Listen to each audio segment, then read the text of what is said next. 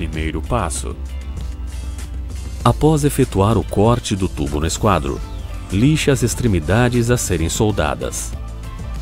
Retire as rebarbas com estilete ou rasqueta. Segundo passo. Verifique se o encaixe do tubo está bem justo e limpe as superfícies lixadas com a solução preparadora Tigre para eliminar impurezas e gorduras.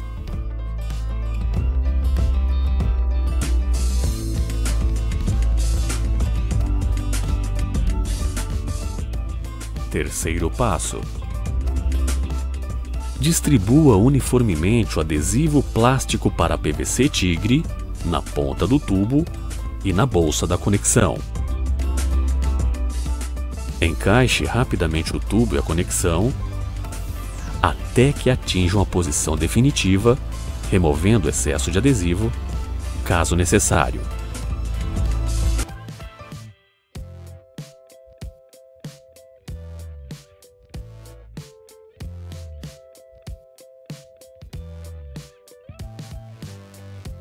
Primeiro passo. Apoie o termofusor na bancada de trabalho ou utilize o suporte de bancada. Limpe os bocais com um pano embebido em álcool antes de iniciar a termofusão. Segundo passo. Corte os tubos com a tesoura especial para tubos a manco PPR, de modo a evitar possíveis rebarbas na tubulação. Em caso de não estar de posse dessa ferramenta, os tubos podem ser cortados com um arco de serra, tendo-se o cuidado de efetuar o corte no esquadro e eliminar todas as rebarbas. Terceiro passo. Limpe a ponta do tubo e a bolsa da conexão. Quarto passo. Marque na extremidade do tubo a profundidade da bolsa da conexão, para certificar-se que a ponta do tubo não ultrapassará o final da bolsa da conexão. Quinto passo. Após a termofusora aquecer a 260 graus, introduza simultaneamente o tubo e a conexão nos respectivos bocais da termofusora. Sexto passo. A conexão deve cobrir toda a face macho do bocal e o tubo não deve ultrapassar a marcação feita anteriormente. Sétimo passo. Retire o tubo e a conexão do termofusor quando decorrido o tempo mínimo de aquecimento, conforme tabela. Oitavo passo. Após retirar o tubo e a conexão da termofusora, introduza imediatamente a ponta do tubo na bolsa da conexão, até o anel da conexão formado pelo aquecimento na termofusora. Nono passo. Após a termofusão da conexão com o tubo, segure firme durante 20 a 30 segundos. Durante um intervalo de 3 segundos, existe a possibilidade de alinhar a conexão em até 15 graus. Atenção, não gire o tubo na conexão.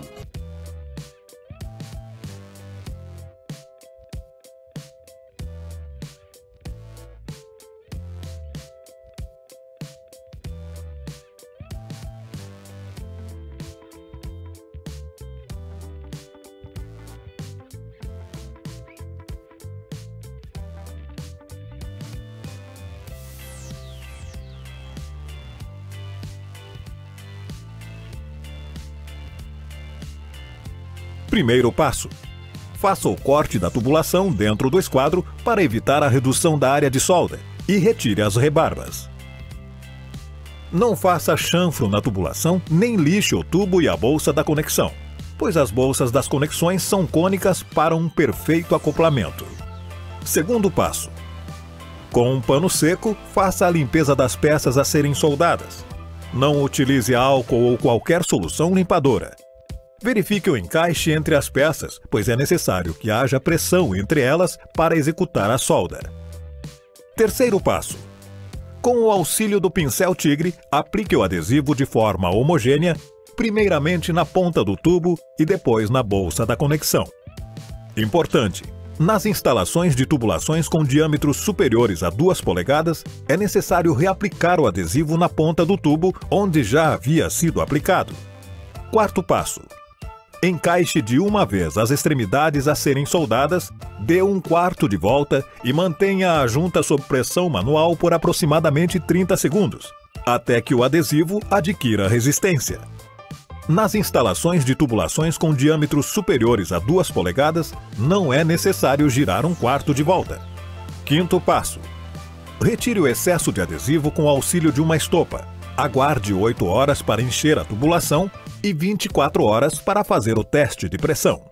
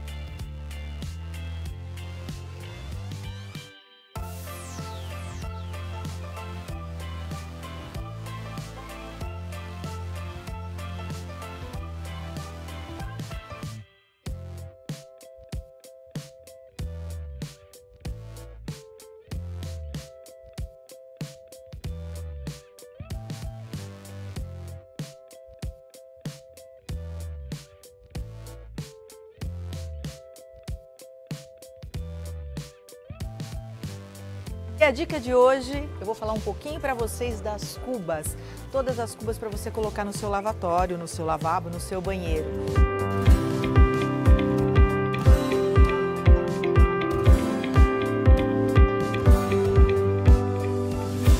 E vamos para as dicas de hoje. Hoje eu vou falar um pouquinho para você para deixar o seu banheiro, o seu lavabo mais bonito. E vamos para as cubas de apoio. As de apoio, você tem uma bancada de pedra, você coloca ela em cima e tem um detalhe do sifão embaixo. Então ela é prática, ela é fácil de colocar, além disso ela é muito funcional.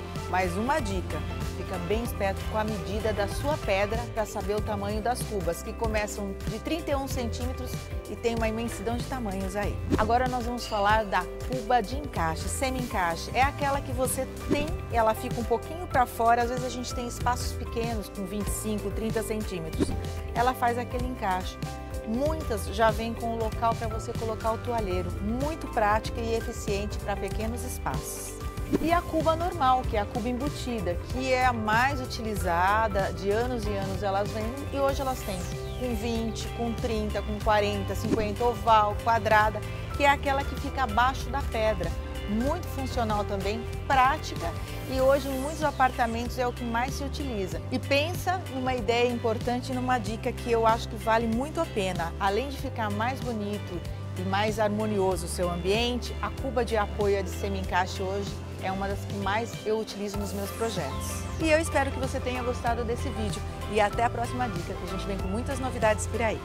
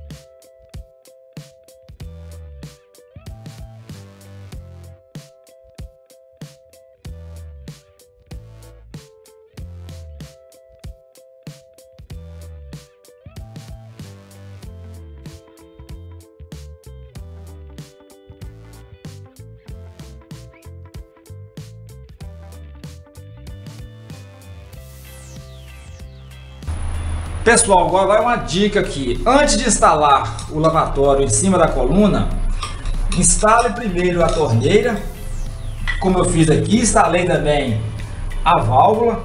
Eu usei aqui, além da vedação normal da válvula, eu usei também massa de calafetar. Essa marca escura aqui é massa de calafetar, para garantir uma melhor vedação. Instalei também o engate, que vai levar água para a torneira. Instalar isso, pessoal, depois do lavatório no local já fixado é muito difícil, é complicado.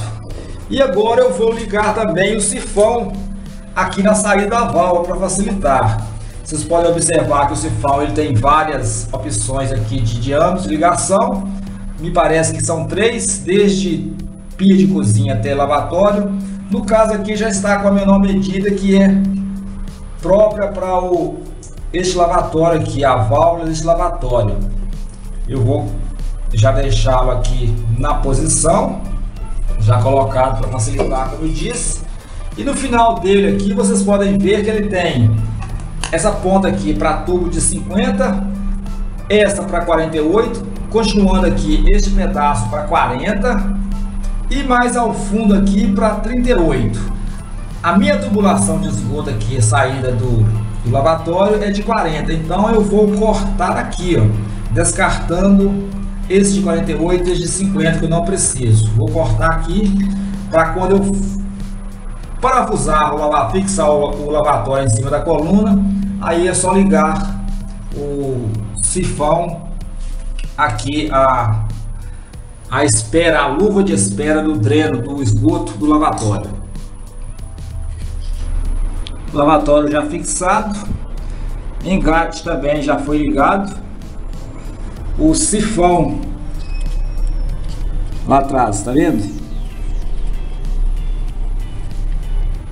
Deu uma esticada nele para poder encaixar lá na luva, lá no pé do...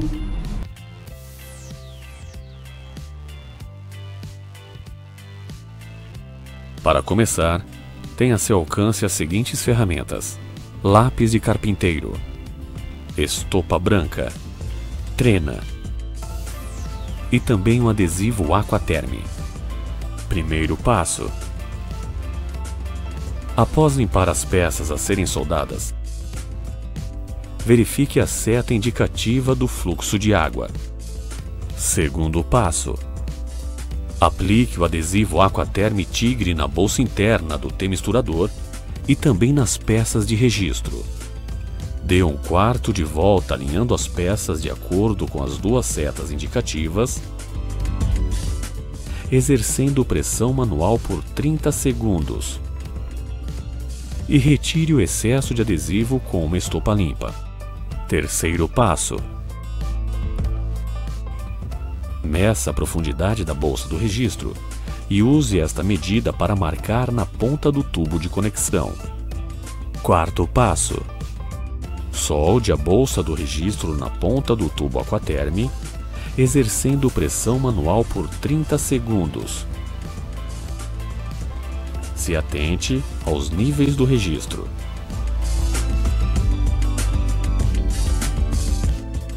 Quinto passo: encaixe as tampas do registro para evitar o acúmulo de sujeira e resíduos e proceda da mesma maneira para continuar as conexões. Pronto! Você instalou um T-misturador Tigre de maneira rápida e fácil. Dicas do Sr. Ruffen. É importante que o T-misturador seja instalado em nível, evitando que um registro fique mais alto que o outro.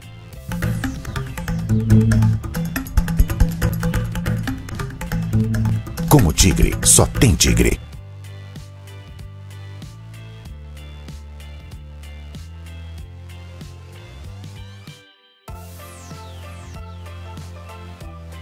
Você sabe qual é a diferença entre torneira e misturador?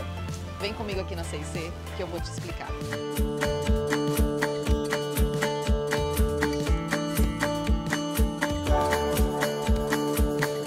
A torneira, você vai ter uma furação só.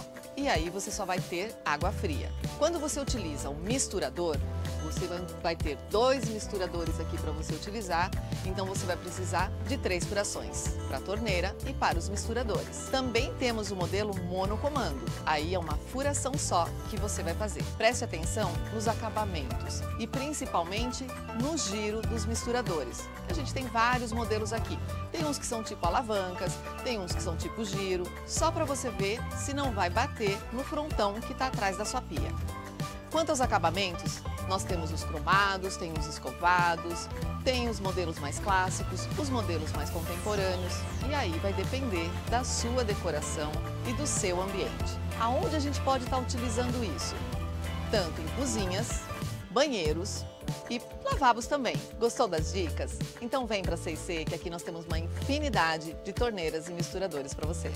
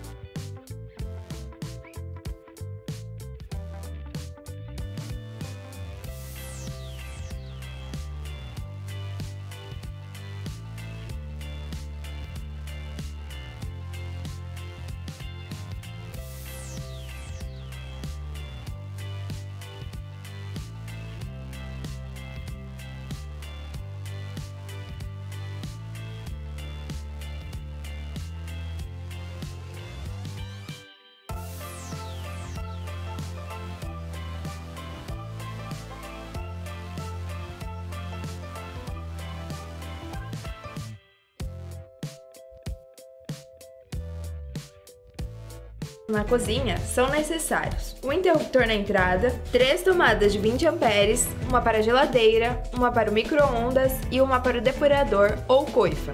E mais, 2 tomadas duplas de 20 amperes, para o fogão ou cooktop e forno, e para os demais eletrodomésticos. Na lavanderia, um interruptor na entrada, uma tomada dupla de 20 amperes para a lavadora. Já na sala, é mais comum contar com um interruptor, mais uma tomada de 10 amperes ao lado da porta de entrada, uma tomada de 10 amperes ao lado do sofá para os eletrônicos, um módulo para telefone, uma tomada de 10 amperes para os outros aparelhos, como videogame e home theater, e uma tomada de 10 amperes mais uma antena coaxial para a TV. No banheiro é necessário ter um interruptor na entrada, uma tomada de 20 amperes para o uso de secador de cabelo ou chapinha e um passa-fio para a ducha. Em cada quarto é necessário colocar uma tomada de 10 amperes mais uma antena coaxial para a TV, uma tomada de 10 amperes para outros aparelhos como videogame, esses não podem faltar, uma tomada de 20 amperes mais um interruptor ao lado da cama, uma tomada de 10 amperes mais um passa-fio para o computador, se necessário, e por último, um interruptor na entrada.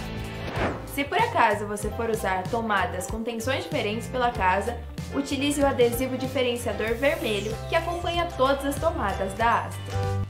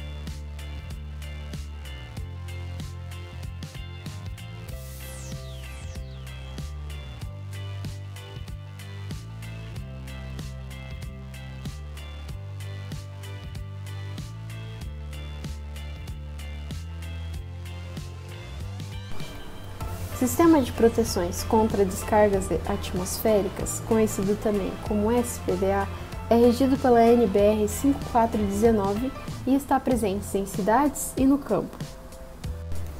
Nas cidades, os sistemas de proteção estão presentes nos topos dos prédios e, devido à grande densidade de construções, quando há uma descarga elétrica, não causa tantos danos. Já no campo, o cenário é um pouco diferente devido às grandes áreas abertas, causando mortes não apenas de pessoas, mas também dos animais que são criados nessas áreas. Recomenda-se que sejam colocados para-raios nos pontos mais altos da propriedade e que também as cercas sejam aterradas a cada 20 metros para que a corrente elétrica não viaje a longas distâncias. Quanto ao projeto dos captores, existem 3 métodos para isso. A escolha depende do tipo físico da edificação e da sua estrutura de cobertura. Falaremos dos 2 principais, começando pelo Franklin. O Franklin é instalado em mastros, normalmente com 6 metros de altura, em edificações menores, onde o ângulo de proteção seja tal que não necessite de um grande número de mastros nas edificações, evitando o chamado paliteiro. Se há mais de um captor Franklin, todos devem estar interligados com um cabo de cobre de 35 mm. Se o método anterior não for suficiente devido à grande quantidade de mastros necessárias, é preferível que se opte pelo método da gaiola de Faraday. Ele consiste em armaduras em volta da edificação, a fim de proteger coberturas e fachadas por meio de uma malha de captores e condutores horizontais, que ao final são conduzidas por um cabo de descida até o soldo. Pode ser externamente à edificação ou pode ser feito junto à estrutura durante a concretagem. Agora que nós já falamos um pouco sobre o sistema de proteção contra descargas atmosféricas, vamos falar sobre o sistema de aterramento. O sistema de aterramento conecta a rede elétrica com a terra, protegendo a edificação de correntes de raios, descargas eletrostáticas, correntes de curto-circuito e entre outras situações. Há dois tipos de sistemas, o funcional e o de proteção.